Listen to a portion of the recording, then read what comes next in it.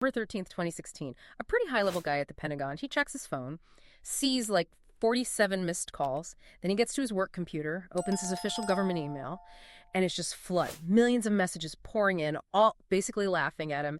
His work email address had just gone viral. Why? Because it showed up on a list from a website specifically designed for people wanting affairs. The shame, the public nature of it, it was so instant, so overwhelming. He went straight home and, well, he committed suicide. And that incredibly tragic story is really our way into understanding what became one of the biggest, most impactful data breaches ever. The real-world consequences weren't just digital. They were immediate. And, fatal. Right. So let's unpack this. This deep dive is all about that disaster.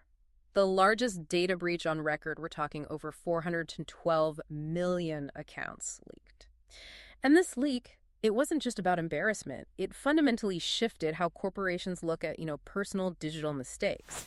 We need to look at the website itself, the hacker's motive, which is pretty chilling, and crucially, why this data is still being used against people today. Exactly. The initial shockwave is over, maybe, but the ripples, they're still affecting careers, finances, reputations globally. And understanding the platform itself, Adult Friend Finder, is key to grasping just how big this whole thing was. Absolutely. So Adult Friend Finder, or AFF, launched around, 2008? Yeah, around that. And its purpose was, well, it wasn't subtle. It was explicitly for men and women who were looking to cheat on their spouses or partners. That was it. Its entire reason for existing was built on enabling infidelity, promising secrecy. And the user-based geography is fascinating, isn't it? You'd think American company. Right, but most of the users weren't in the U.S. They were heavily concentrated in Western Europe, France, Spain, Italy, Germany, places like that, and also a huge user base in Japan. Which, the sources suggest, kind of reflects maybe different cultural takes on infidelity. Not celebrating it, obviously, but perhaps less utterly catastrophic than the view often taken in the U.S. That seems to be the interpretation, yeah. Yeah. Because in the States, the site faced just massive pushback. People were outraged, considered it, detestable. There were constant lawsuits trying to shut it down. But they never succeeded? Nope. Freedom of speech, freedom of expression, those were the shields the company used. So they kept operating, kept making that promise. Don't worry, no one will find out. Which is just the most awful irony here, isn't it? Oh, completely. Okay. A platform whose entire value proposition, its whole business model, relied on absolute total secrecy. Yeah. Had notoriously bad security, like shockingly bad. It was basically an open door for any half-decent hacker. And given how much people hated the site, well, the motivation to attack it was definitely there. Okay, so enter the attacker, the hacker known as Revolver. That's the alias, yes. Yeah. And Revolver played a long game. He actually breached their systems way back in 2015. 2015, but the leak was late 2016. Exactly. He didn't just grab the data and run. He stayed inside their network for 17 months. 17 months, just watching. Observing, Yeah. mapping things out, compiling the most damaging, sensitive data. It wasn't a smash and grab. It was like a deep surveillance op. Wow, okay. And then October 2016, Revolver makes the move. Yeah. And the scale, it's almost hard to comprehend. It really is. We're talking the complete data set for 412,214,295 accounts. 412 million. Yeah, that number. It's nearly twice the population of Brazil. Just think about that. And the kind of data wasn't just email addresses, was it? Oh, no. Much worse. Full names, emails, sure. But also the messages exchanged between users, proof of intent, basically. And even private photos people had shared. And it quickly became clear this wasn't just one type of person. It cut across society. The list included politicians, university professors, priests, teachers, even like semi-famous athletes, really influential people. And the way Revolver released it? That seems significant, too. It wasn't random. Not at all. Very calculated, very intelligent in a destructive way. How so? Well, a lot of hackers leak data slowly, Yeah. a bit here, a bit there. That gives the target, the company, time to react. They could bring in experts, maybe try to track the leaker, maybe try to contain it somehow. Right, damage control. Revolver didn't allow for that. He made intervention totally impossible by dumping everything all at once, overwhelming everyone, the company, the media, law enforcement. Okay. The sources actually use this specific phrase like firing a huge shotgun blast. That's how they put it. The shotgun blast, meaning the sheer volume all at once just paralyzed any response. Precisely. No time for powerful people on the list to try and cover things up.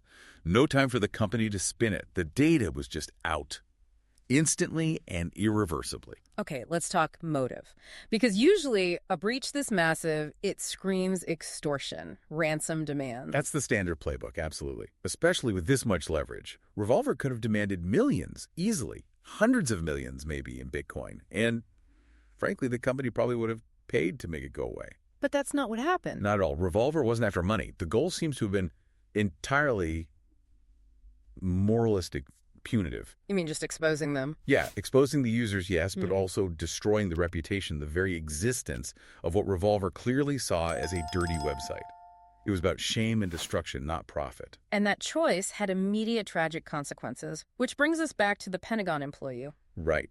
His critical error, the thing that made him so vulnerable, was using his official work email. Ah, so it wasn't just some anonymous Hotmail account. No, it was traceable, official, viral.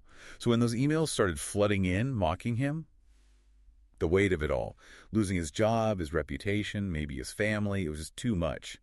And he took his own life, didn't even contact his wife or say goodbye to his 3 kids, apparently. Just gone. God, that's awful. And the wider impact beyond that specific tragedy. It was societal chaos. The data suggests something stunning. Around 400,000 people who were exposed reacted dramatically. Like how? Resigning from jobs, filing for divorce immediately. Some even sold their homes and just moved. Left town entirely because the shame was unbearable in their community. And you can bet others saw an opportunity in that chaos. Oh, instantly. Petty criminals, hackers, they jumped on it, scanned the lists for wealthy or prominent names, and started blackmailing them. Simple messages. Pay us, or we send your messages and photos to your spouse, your boss, your family. So it quickly went from this sort of twisted moral crusade by Revolver to just straight up financial crime. Exactly.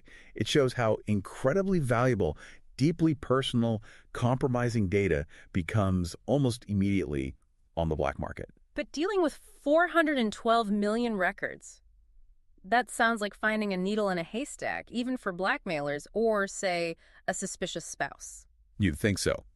But that problem got solved with terrifying speed. Oh. Within just 3 weeks, these specialized websites started popping up. What kind of websites? Basically search engines for the leaked data. They took the massive dump, classified it, organized it, and then for a small fee, literally anyone could type in an email address and instantly check if that person was on the AFF list. Wow, so the haystack problem just vanished. It became easy lookup. Instantly searchable.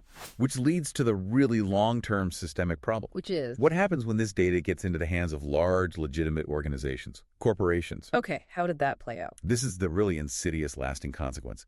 Major corporations globally quietly started collecting this data. All 412 million names. They archived it permanently. For what purpose? Risk assessment. Exactly. Take insurance companies, for example. Health insurance, accident insurance providers. They started using this list as a filter. If your name is on that list and you apply for insurance, you often get charged higher premiums. Higher premiums? Why? What's the connection? Their justification is, well, it's pretty severe. They classify people on that list as unstable. Unstable. Because they cheated on their spouse. That seems like a huge logical leap from a private moral failing to, like, predicting health outcomes or accidents. The rationale they apparently use, according to the sources, is stark. If someone lacks the integrity to be faithful to their partner, they're presumed to lack integrity everywhere else. So they'll cheat on their job, cheat the insurance company, cheat the system. That's the assumption. They're seen as inherently higher risk across the board. It's a predictive model built on a single private act documented digitally. Wow. Okay. And it's not just insurance, right? You mentioned employment. Oh, yeah. Major companies incorporated this into their background checks. If an applicant's name pops up as one of the 412 million, the application often just gets rejected. No explanation given. Quietly shelved. So a mistake, potentially years old, becomes a permanent black mark for getting a job. It creates this sort of permanent underclass, a group facing digital exclusion. And it goes further. Dating apps, for instance, major dating platforms worldwide apparently blocked all 412 million exposed emails. Just remove those people from the dating pool entirely. The digital ghost follows you. So Revolver definitely achieved the goal of destroying confidence and security around the site. But did the site itself actually die? What's the status of AFF now? Legally, it's still active. It can operate because technically it was the victim of the crime, the hack. They weren't the perpetrator. But that core promise, the secrecy, completely shattered. People know it's vulnerable. They know the data got out. So while the platform still exists, The fear is real. The confidence is gone. It's interesting because, you do hear conversations, sometimes particularly among younger generations, about maybe rethinking monogamy, trying to normalize infidelity or different relationship structures. Right. There are definitely those cultural currents. But this whole episode, this deep dive, really highlights something crucial. Even if societal attitudes shift, the digital consequences, they're concrete, they're lasting. Especially when corporations start using that data for things like risk assessment. That data set is now permanent, being used in ways the original users could never have imagined. Which really leaves us with a pretty heady question, doesn't it, for you, the listener, to think about. Yeah. If digital data about a private choice, a moral failing perhaps, made years ago, if that data can be used today to decide if you get a job or what you pay for health insurance, or even if you can join a dating app, how far do we let this kind of data analysis go? Where's the line before a single digital mistake becomes a kind of lifetime institutional punishment? Something to definitely ponder next time you click agree or create a new online account somewhere. Thanks for diving deep with us on this one.